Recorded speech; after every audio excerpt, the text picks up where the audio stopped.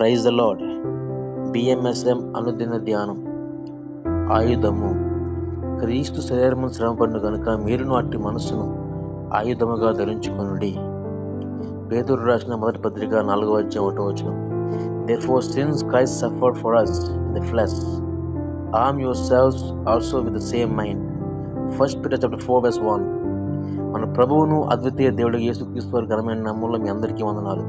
ప్రియ సహోదరి సహోదరుల, ప్రభువైన యేసుక్రీస్తు యొక్క లోకమునందు శరీరమును ధరించి ఉన్నప్పుడు నీతిమంతుడైన తాను అనేక మంది పాపముల విషయమై తన శరీరమందు గేలి చేయబడెను, నిందించబడి దూషించబడి శ్రమపడెను.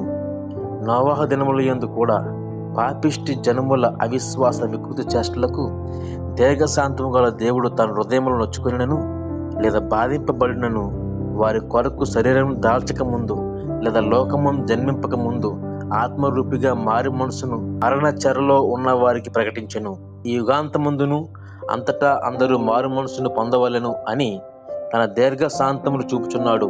కనుక మనమును శుభవార్త అను మారు మనసును, ఆయన రాజ్యమును, నీతిని ప్రకటింపు విషయమై గేలు చేయబడి నిందించబడి దూషించబడి శ్రమపడినను క్రీస్తు యేసునకు కలిగిన ఆ దీర్ఘశాంతముతో కూడిన పవిత్రమైన నిర్మలమైన మనసును ఆయుధముగా ధరించుకుందాము.